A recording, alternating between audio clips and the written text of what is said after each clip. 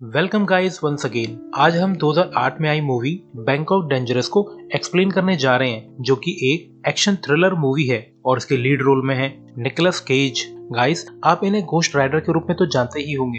Movie की शुरुआत में हमें प्राग शहर का नाइट व्यू दिखाया जाता है, जहां एक हाई क्लास रेस्टोरेंट में हमें हमारी कहानी का हीरो दिखाया जाता है। इसका नाम जो है। फिर हमें जो की वॉइस ओवर सुनाई जाती है, जो कहता है कि मेरा काम थोड़ा अलग है, पूरी दुनिया घूमना, मस्त खाना पीना रहना, कोई रोकने टोकने वाला नहीं। वहीं जाता हूँ जहाँ मुझे भेजा जाता है और वही काम करता हूँ जो मुझसे बोला जाता है। और ऐसा करने से पैसे और काम की कोई भी टेंशन नहीं है। मगर मैं सभी के लिए काम नहीं करता, मैं अपने एम्प्लॉयर खुद चूज करता हूँ। और फिर वॉइस ओवर एंड हो जाने के बाद हम देखते हैं कि एक कैदी को इंटेरोगेशन रूम में ले जाया जाता है और इसी वक्त दूर एक बिल्डिंग पर जो अपनी राइफल असेंबल करता है और वो इस कैदी को मार देता है। गाइस, असल में जो एक प्रोफेशनल असैसिन है जो कॉन्ट्रैक्ट पर लोगों को मारता है। इसके बाद काम पूरा हो जाने पर एक लड़का जो को उसके प्रीवियस वर्क के पैसे देने आता है। असल में जो ने इस लड़के को काम पे रखा हुआ है ताकि ये लड़का जो के छोटे मोटे काम कर सके। जो फिर इस लड़के को बेहोश करके पॉइजन इंजेक्ट कर देता है, क्योंकि जो अब इस शहर को छोड़ के जाने वाला है और वो अपने पीछे कोई भी एविडेंस छोड़ना नहीं चाहता। जो फिर अपनी लाइफ के 4 रूल्स बताता है। पहला, कोई सवाल नहीं पूछना, सही गलत जैसा भी काम मिले उसे पूरा करना। दूसरा रूल, अपने काम से अलग किसी से कोई भी मतलब नहीं रखना।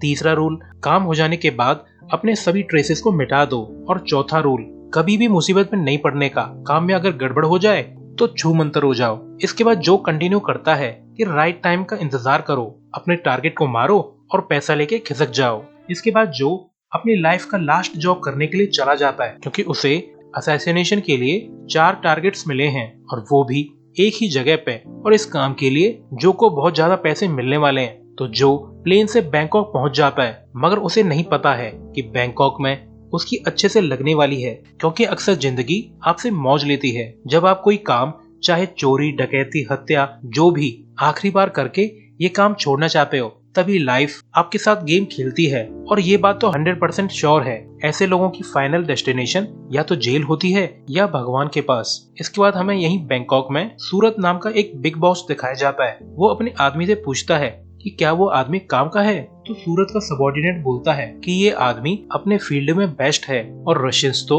इसकी बड़ाई करते करते नहीं थकते। असल में गाइस, सूरत ने ही जो को हायर किया है 4 लोगों को मारने के लिए। मगर जो बहुत ही चालाक है, वो कभी भी अपने कॉन्ट्रैक्टर से फेस टू फेस नहीं मिलता। वो हमेशा न्यू जगह पर अपने मैसेंजर के तौर पे एक लड़के को हायर करता है, जिससे उसकी पहचान सेफ रहती है। और काम पूरा हो जाने के बाद जो उस लड़के को टपकाकर छूमंतर हो जाता है। इसके बाद जो अपने काम करने के तरीके को फिर से समझाने लगता है कि हर असाइनमेंट की शुरुआत होती है एक सिक्योर जगह से, जहाँ पर प्राइवेसी बनी रहे। और फिर अपने टारगेट्स को ऑब्जर्व करना शुरू करो, क्योंकि ऑब्जर्व करने से अपना काम आसान हो जाता है। इसके बाद जो एक नाइट मार्केट जाकर पिक्चर्स लेने लगता है। वो देखता है कि एक लड़का मस्त चश्मा लगाकर कुछ फॉरेनर्स को ठग रहा है। मगर इतना ही काफी नहीं था, ये लड़का बड़ी चालाकी से इन फॉरेनर्स के बैग को ब्लेड से कट करके उनके वॉलेट निकाल लेता है। यहाँ पे क्लियर होता है कि ये लड़का एक पॉकेट मार है और जो इस सबको बड़े ध्यान से देख रहा होता है। जो फिर इस लड़के से जाकर मिलता है और पूछता है कि लड़के, के कुछ पैसे बनाने हैं तुझे। जैसे सुनकर ये लड़का इंटरेस्ट शो करता है। जो बोलता है कि तुम्हें मेरे लिए 1 महीने काम करना होगा और इसके बदले मैं रोज के तुम्हें 2000 बात दूंगा। इस लड़के का नाम कॉन्ग है।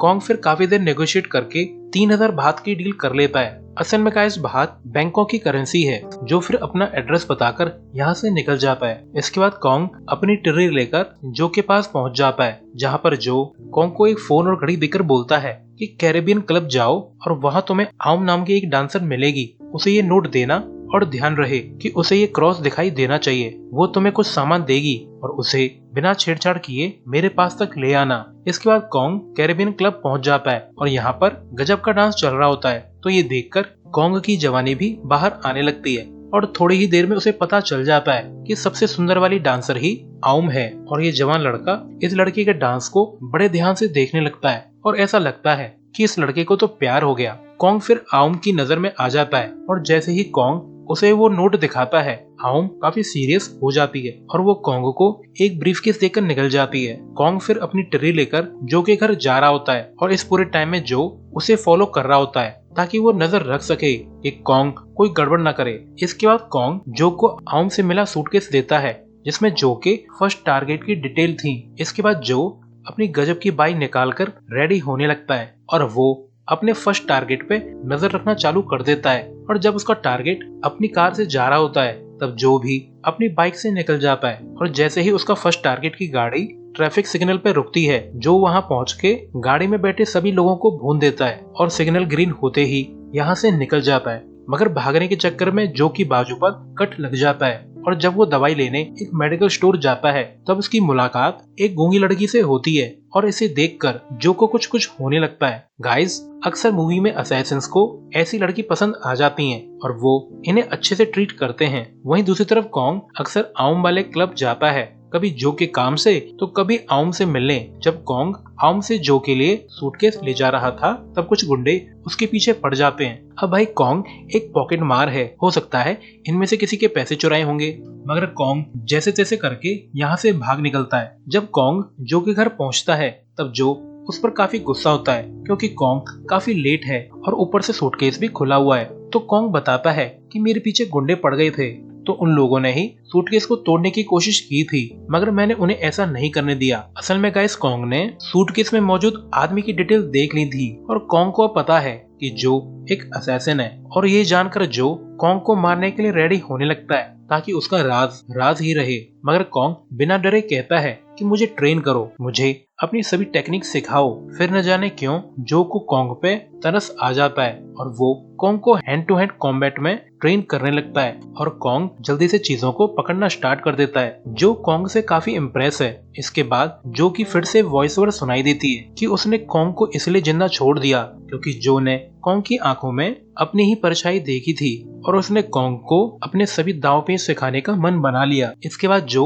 अपने नेक्स्ट टारगेट पर नजर रखना स्टार्ट कर देता है और धीरे धीरे वो कॉन्ग को लोगों में घुलना मिलना सिखाने लगता है। जो ये भी सिखाता है कि अपने काम को छुपकर कैसे करना है क्योंकि कब तुम पर कोई नजर रख रहा हो उसका कोई भी पता नहीं है। इसके बाद कॉन्ग की कॉम्बैट ट्रेनिंग और शूटिंग प्रैक्टिस शुरू हो जाती है और फिर जो कॉन्ग से अपने नेक्स्ट टारगेट की जानकारी निकालने के लिए कहता है तो कॉन्ग बताता है कि ये आदमी ट्रैफिकिंग का धंधा करता है, मतलब ये लड़कियों को खरीदता बेचता है। इसके बाद जो चुपके से सेकंड टारगेट के पेंट हाउस जाता है और जब उसका टारगेट स्विमिंग कर रहा होता है तब जो उसे पानी में खींचकर उसका गला घोटकर मार देता है। नेक्स्ट डे कॉन्ग न्यूज देखता है कि सेकंड टारगेट जिसका नाम प्रमोद जुत्सा है वो एक स्विमिंग पूल में मारा गया।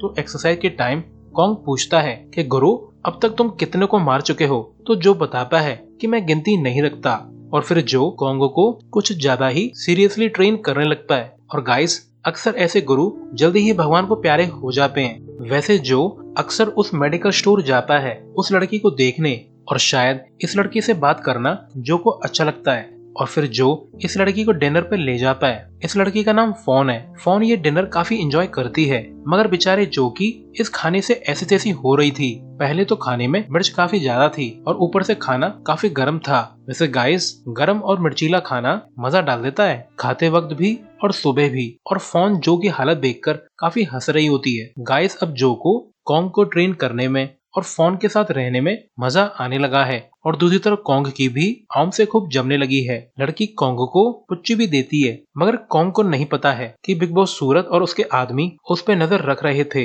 असल में सूरत कॉन्ग को जो समझ रहा था और वो इसके बारे में पूरी जानकारी निकालना चाहता है। जब कॉन्ग अपनी न्यू बाइक पे घर लौट रहा होता है तब उसका पीछा किया जाता है तो वो जल्दी से अपने गुरुजी को इन्फॉर्म कर देता है। अब चेले ने गुरुजी की अच्छी खासी डेट खराब कर दी तो गुरुजी काफी गुस्सा है। जो बोलता है कि अपने फोन को सूटकेस में रख के फेंक दो और कॉन्ग ऐसा ही करता है। जब सूरत के आदमी सूरत को इन्फॉर्म करते हैं कि किलर ने सूटकेस को फेंक दिया है तभी सूटकेस में फोन बजने लगता है, जिस पर जो बोलता है कि मेरा पीछा नहीं करने का वरना तेरी फैमिली को मार दूंगा, वो भी तेरी आंखों के सामने। और इसी टाइम सूरत की वाइफ पर एक लेदर पॉइंट हो रखी थी, यानी वो जो के निशाने पे थी। इसके बाद जो फोन की फैमिली से मिलने जाता है जहाँ पे उसकी मदर पूछती है कि ये लड़का कहाँ का है और क्या करता है। अब भाई टिपिकल मदर है, वो अपनी बेटी के लिए वरिड है तो फोन को जो भी पता था वो इशारे में अपनी मदर को समझा देती है। इसके बाद जो और कॉन्ग दोनों थर्ड टारगेट की फोटो देखते हैं और जल्दी ही कॉन्ग इसकी इंफॉर्मेशन निकाल लेता है और इस बार जो कॉन्ग को अपने साथ ले जाने की सोचता है। नेक्स्ट डे एक बड़ा मस्त सा फ्लोटिंग मार्केट दिखाया जाता है जहाँ पर जो वगैरह भी पहुँच जाते हैं और जल्दी ही जो अपने टारगेट को ढूंढ लेता है और जो उसे अपनी हिडन गन से मारने ही वाला होता है। तभी यहाँ पर एक गड़बड़ हो जाती है। थर्ड टारगेट जो कि गन के साइलेंसर को देख लेता है और वो यहाँ से भाग निकलता है। जो वगैरह उसका पीछा करते हैं और इस गजब की चीज के बाद जो उस आदमी की बोट तक पहुंच जाता है और फिर उसे मार देता है। मगर कॉन्ग मरे हुए आदमी को देखकर काफी डर जाता है। असल में कॉन्ग को लगता है कि जो अच्छा आदमी है और वो सिर्फ बुरे लोगों को ही मारता है। नेक्स्ट डे कॉन्ग एक न्यूज में पीएम को देखकर बताता है कि गुरु ये बहुत अच्छा आदमी है, बिल्कुल तुम्हारी तरह। ये हम गरीबों के हक के लिए लड़ता है। इसके बाद फोन जो को एक मंदिर ले जाती है और अपने लिए मन्नत मांगती है और वो जो को पूजा करना भी सिखाती है। मगर जो को अब लगने लगता है कि वो बुरा आदमी है और वो फोन का प्यार और कॉन्ग की रिस्पेक्ट डिजर्व नहीं करता। गाइस, प्यार में पड़े हर विलन की यही कहानी है। मगर जब ये लोग घूम रहे होते हैं उसी टाइम कुछ गुंडे जो पर हमला कर देते हैं जिन्हें जो आसानी से मार देता है। मगर फोन उसे ऐसा करता हुआ देख लेती है। अब दोनों के मन में काफी सारे सवाल और जवाब थे मगर फोन डर के भाग जाती है और बेचारा हीरो देखता रह जाता है। अब जो काफी दुखी है वो एक बार फिर से इमोशनलेस किलर बन जाता है। वैसे लाइफ किसी किसी को सुधरने का और खुश रहने का मौका ही नहीं देती। अब जो ये शहर छोड़ के जाने की प्लानिंग करने लगता है और उसे लाइफ के अपने रूल्स याद आने लगते हैं जिन्हें वो फोन के प्यार में भूल चुका था। इसके बाद जो को अपना फोर्थ एंड लास्ट टारगेट मिलता है और ये टारगेट थाईलैंड का प्राइम मिनिस्टर है जिसकी कॉन्ग बहुत रिस्पेक्ट करता है। तो जो अपने लास्ट टारगेट के लिए प्लान्स बनाने लगता है कि कहां से पीएम को आसानी से मारा जा सकता है। इसके बाद फिर से वॉइस ओवर में जो बोलता है कि ये नेता लोगों को मारना चींटी मारना जैसा है, मगर असली लफड़ा तो इनको मारने के बाद खड़ा होता है और वो है इनको मारने के बाद सही सलामत बचकर भागना। वहीं दूसरी तरफ सूरत अपने आदमी से कहता है कि काम खत्म होते ही सारे लिंक्स मिटा दो। कातिल, उसका मैसेंजर कॉन्ग और कॉन्ग की गर्लफ्रेंड आउम, कोई भी बचना नहीं चाहिए। वहीं दूसरी तरफ जो ने अपने लास्ट मिशन के लिए एक बड़ी सी गन तैयार कर ली थी और वो पॉइजन भी, जिससे वो अपने हायर्ड लड़कों को मार के निकल जाया करता है। वहीं आउम को सूरत का आदमी पकड़ लेता है और उसे पीट पाट कर धमकाता है कि तेरी बहन का भी यही हाल होगा जो तेरा हो रहा है, वरना अपने बॉयफ्रेंड कॉन्ग को यहाँ बुलाओ। और आउम मजबूरी में कॉन्ग को मिलने बुलाती है। जब कॉन्ग यहाँ पे आता है तो आउम ऑलरेडी गन पॉइंट पे थी और फिर कॉन्ग को भी पकड़ लिया जाता है। ये लोग आउम और कॉन्ग को खूब टॉर्चर करके जो के बारे में पूछते हैं।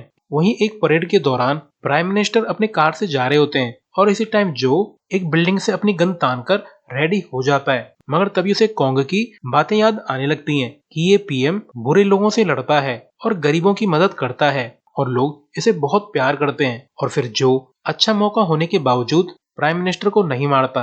मगर इस समय जो एक स्पेशल फोर्स वाले की नजर में आ जाता है और वो लोग जो वाली बिल्डिंग पर अंधाधुंध फायरिंग करने लगते हैं। मगर जो जैसे तैसे करके भीड़ में घुल मिलकर यहाँ से भाग निकलता है और अपने घर पहुँच के तुरंत कंट्री छोड़कर जाने के लिए रेडी होने लगता है। मगर तभी वो देखता है कि कुछ गुंडे घर में चोरी छुपे घुस रहे हैं। तो जो इन गुंडों को अपने प्री प्लान्ड बॉम्ब से उड़ा देता है। जो फिर लास्ट रिमेनिंग गुंडे से पूछता है कि कॉन्ग किधर है और उसे पता चलता है कि कॉन्ग सूरत के कब्जे में है। जो फिर फोन को लास्ट बार देखने जाता है और लास्ट ग्रीटिंग देकर वहां से निकल जाता है। इसके बाद जो सूरत के अड्डे तक पहुंच जाता है और गुंडों को मारना स्टार्ट कर देता है और धीरे धीरे ज्यादातर गुंडों को मार देता है। और फिर जो कॉन्ग तक पहुंच जाता है जहां पर कॉन्ग जो को सॉरी बोलता है कि मुझे आउम के खातिर उन्हें बताना पड़ा कि तुम कहाँ रहते हो। जो फिर कॉन्ग को गन देकर यहाँ से निकल जाता है, यह कहकर कि चल निकल यहाँ से। इसके बाद जब सूरत घर से भागने की फिराक में होता है तो जो यहाँ तक आ जाता है और सूरत के गार्ड्स को मार देता है। और अब फायरिंग की आवाज सुनकर